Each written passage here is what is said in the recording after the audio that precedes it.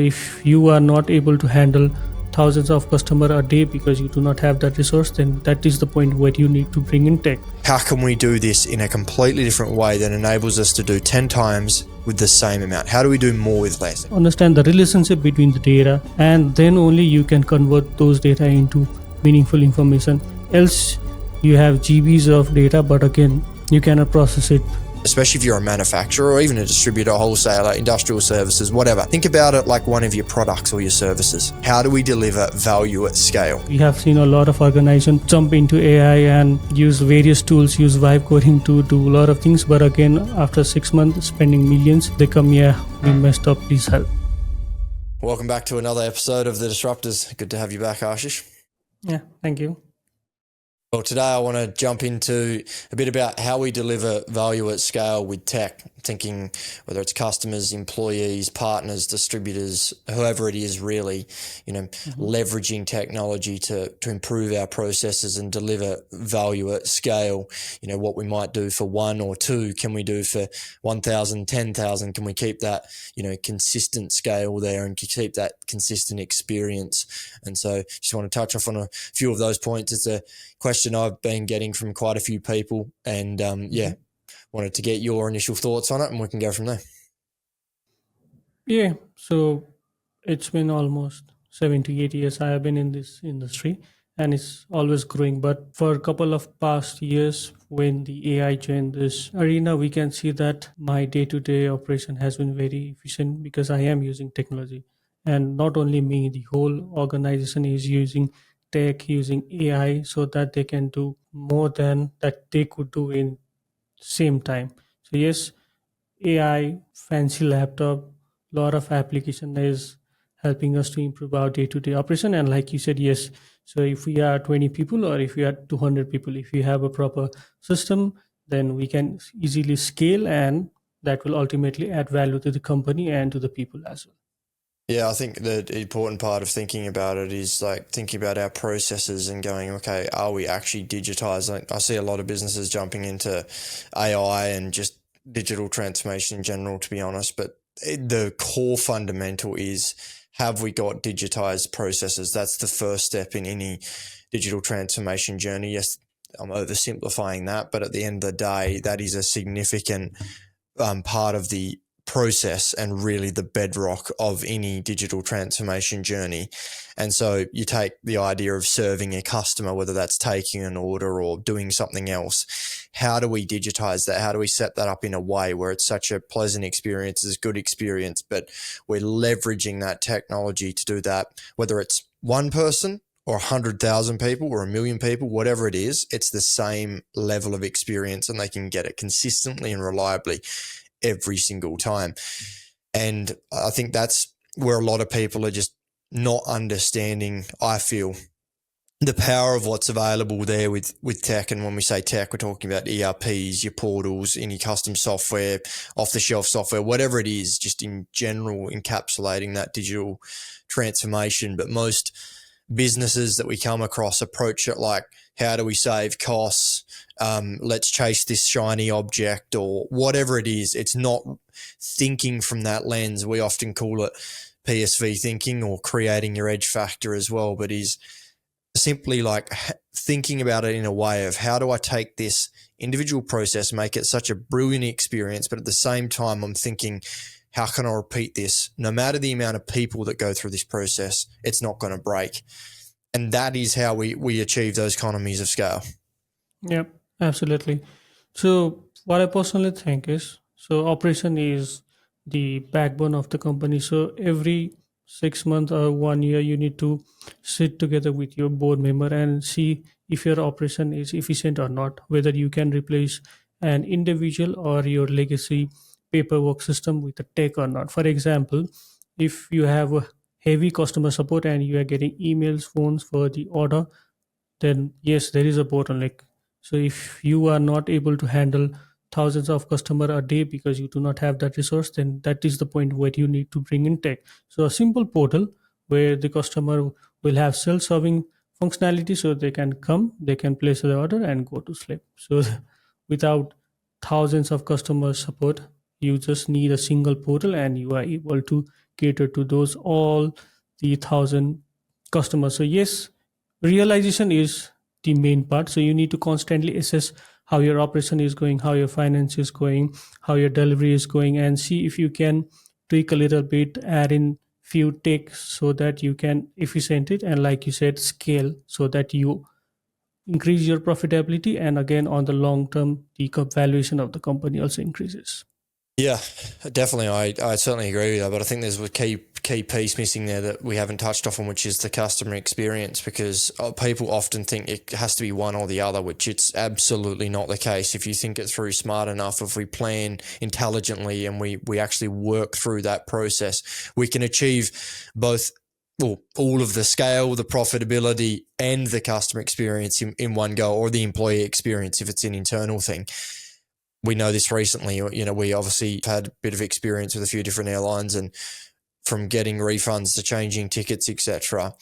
And, we obviously had to get a ticket refunded recently, which you're aware of. And the massive difference between just being able to do it online and instantly get confirmation. You're not wasting time with the airline. It's not a frustrating experience, just like bang, bang, bang. And it was done, solved the problem, and it saved them time. It was a better experience for us. It saved us a headache, a hassle.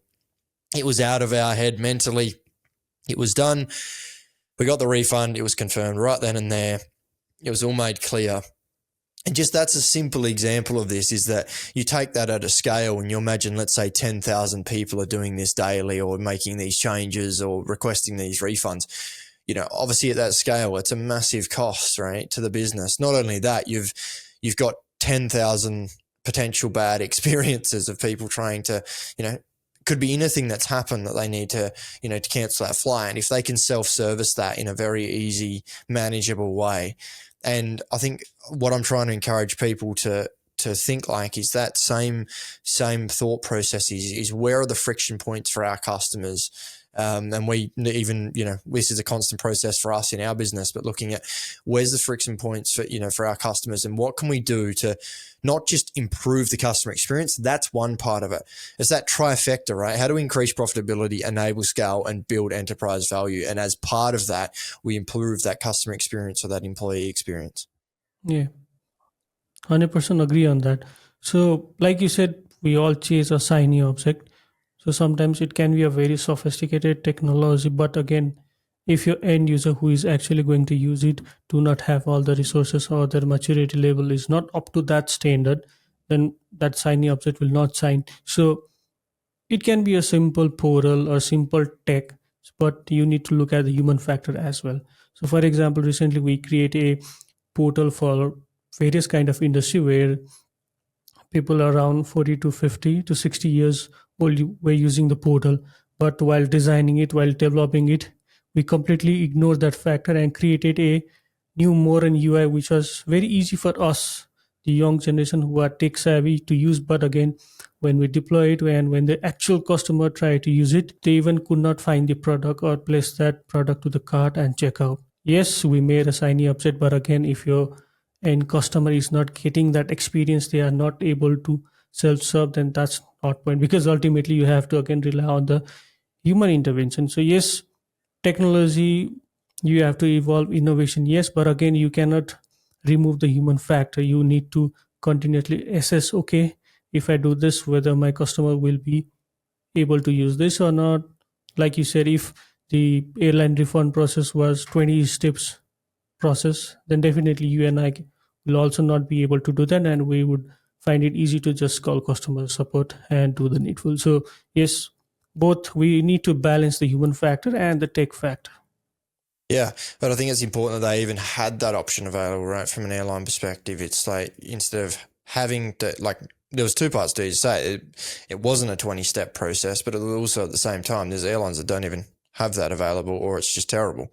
And I'm not trying to focus specifically on airlines, but it's just a good example of what businesses can do. And in your own business, for anyone listening, there's opportunities there. And I think a lot of stuff gets overlooked because people don't realize how much it's costing them, right? They don't actually, it's the bliss of ignorance, I guess, where essentially they're not aware of the true cost of what's going on. And so there's other priorities, right? It's more important to get sales in. It's more important to do this, which we know this in our own business, right? But we have to, at the same time, be fixing the leaky bucket. We have to be improving those processes. And I guess that's fundamentally what I'm coming back to, is that it's a process-based thing. It's how we operate the business. And I had a chat with Nick from On Pulse a couple of weeks ago that was being released, and he was talking about this exact same thing, which is digital transformation is more about the people and the processes. It's fundamentally shifting how you operate as a business, and it's not just implementing a new ERP, implementing tech, or whatever you want to call it. It is fundamentally shifting how you operate, your operating model, and how you deliver that value. And that's what we're talking about here. How do we deliver value at scale? So take what you can do for 10 people, 20 people, 100 people, 1,000 people, do it for 10,000, 100,000, a million, 10 million, whatever it is. It's the same level of value. And that is how we can increase that scale without proportionally increasing the costs and the overheads to the business. And I think it's just, you've got a practical advice for businesses listening is just look at where the time is going, just at a very basic level, right? Analyze the team. Say, team, where's the processes? What are we spending the most time on? Is it tickets? Is it quoting? Is it following up accounts receivable? Is it whatever it is, R&D? It could be anything in the business, but where are we spending the time? And that's where you get your focus. And it's not necessarily about automating out humans. That's not what we're talking about here, but how do we digitize that process? And I guess it's about bringing, without being cliche, but that blue ocean thinking and that new thinking where it's like, not just how do we digitize what we've always done, because then you'll just get the results that you've always got. But how do you take the outcome you're trying to achieve and reimagine that process and go, if we use tech, that enables us now to do this, this, this, and this, and this, which essentially means we can cut the time by 80%, but we can still give the same value, and it's not tied to human input, right? So the human input is cut to 20% and the majority of the process is fully scalable. But ideally, you can get that process down to 0% of human input. Human reliance on your team, I guess, is the way I'm talking about, not necessarily human input. That's not the right way to put it, but I think you get what I mean. Mm-hmm. Also, you can do a simple exercise. You can sit together and see on a day-to-day basis what are the things that you are doing repeatedly, and you think, okay, since we are doing this repeatedly, there is a certain process, then why not digitize it? And so there is your as is process. So these are the things that we are doing currently, but again, if we digitize it, this is what we want. But yes, ultimately the result would be same, but the experience, the resources would be minimized. So like you said, the economy of scale. If I have 10 customer support and a portal that can cater to 1,000, then if that customer support increases the customer base support to 2,000, then again, there's no point me increasing the customer support. Again, then the percentage would be same. So the tech should do the work, but there should be human who can govern it so that we can scale on any size. Yeah. And I think it's thinking about it like, how do we leverage those systems, that technology to do, let's just take the 80-20 rule, the 80%, and allow the humans to, and it sounds very weird to say, but allow them to focus on the people in your team, to focus on the 20% that drives the 80% of the results, right? So I know it sounds very obvious and cliche, but it is like that 20% of work that, we do want to keep human. We do want to keep relatable. We do want to keep that relationship. 100%. Totally understand that. That's never necessarily going away. But how do we take that 80% where we can leverage significant economies of scale and then allow the 20% to be fulfilled by a much smaller team, or that team to fulfill a much larger, scale of business? And so there's just so many opportunities. And I'd recommend, as I said, just start with those processes. Start with looking at what are the top 5 things where we're spending time, areas, and you can start drilling down into those things. I touched off on a bit before about PSV thinking, and when we're talking about digital transformation initiatives, and just to explain to anyone listening, that's kind of our methodology of how we approach anything like this, which is the P stands for profitability. So how are we increasing profitability? We're decreasing cost, or we're increasing our ability to deliver more work at the same scale, at the same cost base. How are we enabling scale? So essentially, what are we setting up so we can do more with less in a very simple term. And the final pillar of that is value or enterprise value. How are we building this or structuring this in a way that it adds enterprise value to the business? And very often that last one is overlooked, but very often in general, the three of them together are not well thought through when we're thinking through these processes or these initiatives. Instead, we're just going, let's do a website, or let's build this, or let's do a new ERP, or let's do an integration, which it might all be the right thing. I'm not necessarily, there's nothing against that. It's just, what is the business case? How are we across these three pillars? How are we going to drive measurable business outcomes? And the key piece being scale. Because scale, obviously, if you can keep the profitability there, if you increase the scale and keep the tech in regards to the intellectual property, and you've got that scale, that's one of the I guess the most powerful trifecta we can achieve with a system implementation. Yeah, definitely.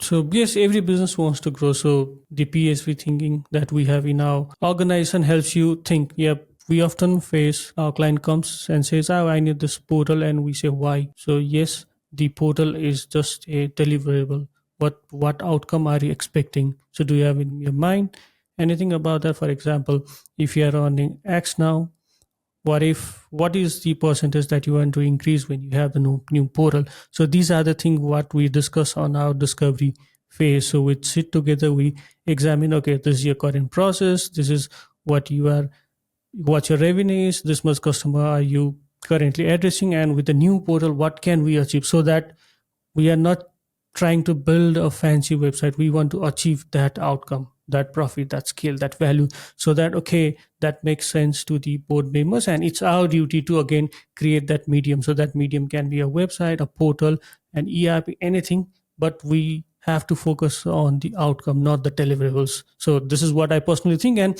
most often our customer, our client confused that, yeah, I need my website, why do you need about our profit, our scale, our value? But yes, in market most companies do like that, but again, we have a different thought process. So we are here to help you grow. So like you said, we want to implement the PSV thinking, and for that we do discovery, we discuss and not focus on the website part, not the tech part, but again the outcome. Yeah, and it could be a website, it could be a piece of software, it could be anything, it could be an integration system. It doesn't matter. In anything, any of those initiatives, I think, as you said, we're here to help you grow. But I guess to put it even simpler for people listening, this PSV thinking, you don't need us, you can do it yourself. As in, the whole idea behind it is, do you want to be like everyone else? And this is the point. Like everyone, the 99.9% does X, which is they just go and blindly implement a system or an initiative or whatever. If you're trying to be the best of the best, the industry leader, you're not going to do that. That's not what you do. So what you need to be doing is focusing on those three things. And one of the main ones, which honestly is never really talked about, hardly ever, is the enterprise value part of it. And if you're thinking like that, it's obviously part of that trifecta, but it forces you to think long term. It forces you to think differently. It forces you to think like, okay, how do we make this the best that we possibly can? How do we turn this into an asset? It's not just a cost base. It's not just an expense or something that we have to do because marketing said this or operations said this or whatever else. It is an investment. And a part of that I'd mention to anyone listening is that think about it like, especially if you're a manufacturer or even a distributor, wholesaler, industrial services, whatever, think about it like one of your products or your services. Think about it like that. Treat the digital experience, the digital transformation, your entire overall digital ecosystem for your customers and your team, your employees, as a product or a service. Now, no doubt you put millions, possibly tens of millions into your R&D, into your budgets for developing those services, developing those products, refining them, getting feedback. Okay, great. Treat the digital ecosystem, the digital experience exactly the same as that. And if you do that, suddenly it becomes a part of the DNA of the business. It becomes, this is our number one USP. This is our number one driver. This is our number one system, whatever we want to put it as. But it's a very, very different mindset to let's build a piece of software, or let's build, even if it's operations software, whatever it is, it doesn't matter. It's the mindset in how you approach it. And that enterprise value pillar is significant because it makes you, it forces you to a degree to be thinking longer term of how are we structuring this to get maximum value out of it. And just, we know this through working with all different businesses and across the industries around the world, whatever it is, the amount of gold and opportunity that businesses are sitting on, in from ideas in their head to opportunities I've spotted in their industry to data within their business. You got businesses that are 50, 60, 70, 80 years old, heck, even 20 years old, right? That are sitting on gold mines of data if it was just properly structured and if it was followed in that same kind of initiative. I don't know if you got any comments about that data part of it, but it's not just a website or anything. It's thinking about your systems, your tech in general. Is how are we setting it up across those three pillars: profit, scale, and enterprise value for the long term? Yeah, definitely. The portal, the ERP, everything is a medium to collect data.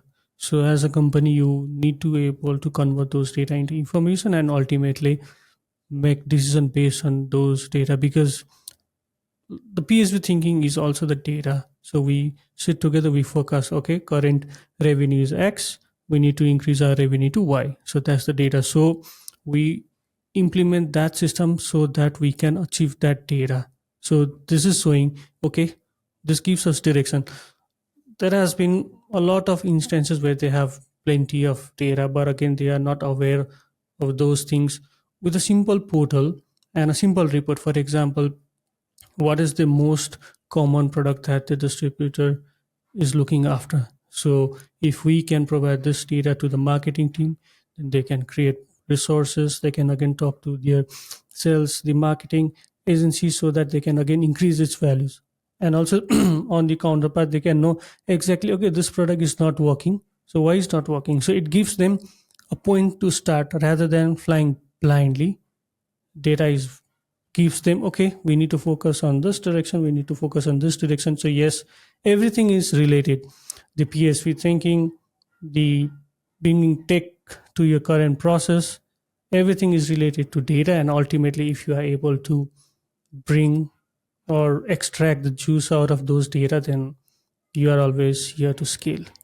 Yeah, I think the key point, it's a good point you make, but the key point being is that the data is the bedrock of everything within the business. The data is the bedrock of the scale, and the data is obviously kind of the processes, the systems are made up of the data to a degree, right? So you've got to have good quality data to be able to allow customers to self-service, if that makes any sense. You've got to have good digitized integrations and things like that there in order to be keeping that data up to date, all of that kind of stuff. But the data is the bedrock of that. And I had a lot of conversations with businesses in obviously the last 6-12 months around AI and things like that, and they're jumping headfirst into it, which I'm not necessarily against. I think it's great, but I can see a lot of businesses wasting a lot of money because they're jumping into things they haven't even digitized or transformed fundamentally, if that makes any sense. The ERP is still a mess, right? They haven't even got a self-service portal. They've got all of these basics, these fundamentals, I guess, that are not in place. And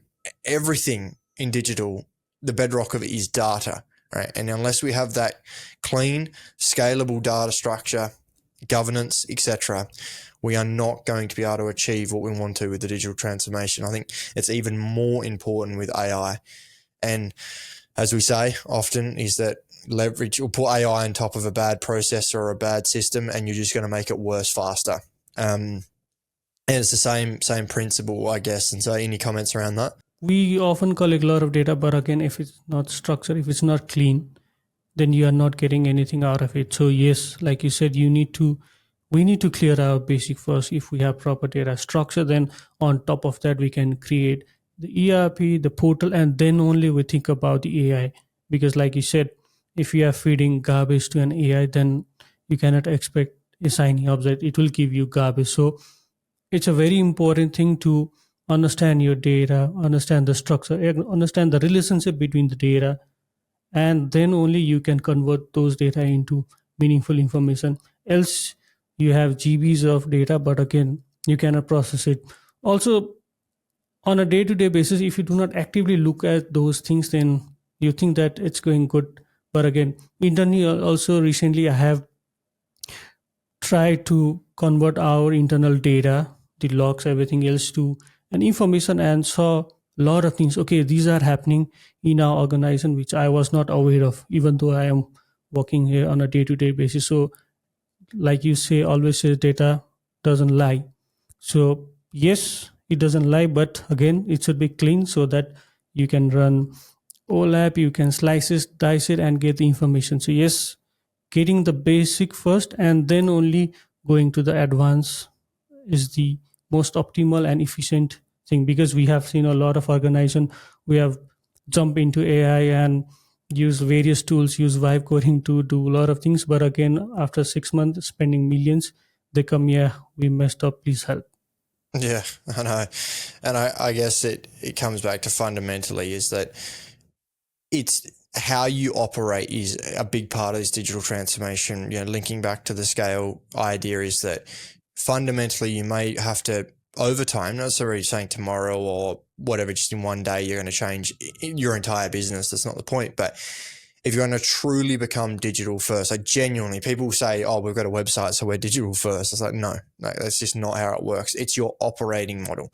Is that the number one? Is your digital experience, your digital ecosystem for your customers and your employees, is that the number one thing in your business? And if that is, then you're digital first. If it's the number one way that you deliver value, then yes, you're digital first. And I guess that fundamentally, especially for businesses in these traditional industries like manufacturing, wholesale, distribution, industrial services, etc., it's not normal, or like it's not the traditional thing. It's been hands on. It's more blue collar stuff, right? And they've a lot of successful businesses out there. But I guess as we move further and further into digital or this tech age, if that's the way you want to put it, transformation does require fundamentally changing how you operate to a degree. It doesn't mean that your services change or anything like that necessarily, but it will possibly require, or not, I won't even say possibly, it will require thinking things through differently, looking at your business differently, looking at how you deliver that value, e.g. those services, those products, that distribution, whatever it is, fundamentally differently. And then you go, okay, how can we do this in a completely different way that enables us to do 10 times with the same amount? How do we do more with less? It keeps coming back to that idea. And it's not just about going, oh, let's keep the same process and just try and do more of it with less. That's fundamentally flawed. And to be honest, that's how most people approach it though. Yeah. You presented a good point there. In the blue collar industry, most of the things are physical. So in the wholesaler, in the manufacturing industry, yes, they are earning a lot, they have a good revenue, but again, they are not aware that if they bring this digital transformation, they can scale. It's not that only the e-commerce or some business will need the digital transformation. No, the blue collar industry also need the digital transformation, because ultimately we are here to collect data, clean it so that you can make informed decisions, so that again it improves your operation, manufacturing, everything else. So yes, if you do not actively look at your process and see, okay, can we update it, can we make it efficient, then it will again be a good thing, it will run, but it will not help you to scale. So in order to help you scale, you need to sit with all your board members and do an exercise. Like you said, there is a metrics where you can see, okay, how ready are we with the digital transformation. So whether you are in level 0, 1, 2, 3, 4, so you need to tick all the boxes. Okay, we have cleaned our data, we have done this, we have done that, then only we can upgrade. So yes, blue collar industry thinks that tech is not for us, but no, there is a huge opportunity there, and we have done a lot of work with this sort of industry. And so okay, by looking at far side, okay, I didn't thought that the tech could make a massive impact on this industry, but well, going there, seeing the technician do their work, and found out that okay, using a piece of technology, using a simple software is helping them do 200% of their work in same time. So yes, there are a lot of opportunity. 100%. I think there's, to be honest, it's in those traditional industries, there's more opportunities than any other industry because there's opportunities for leaps of innovation, like leaps where things have never been done a certain way. And there's just so much opportunity there, I guess. Coming back to that blue ocean thing, there's just so much out there of like, okay, approaching things in a completely different perspective, and I'd encourage everyone to think through that. But yeah, it's been a good conversation. I think we've covered a lot.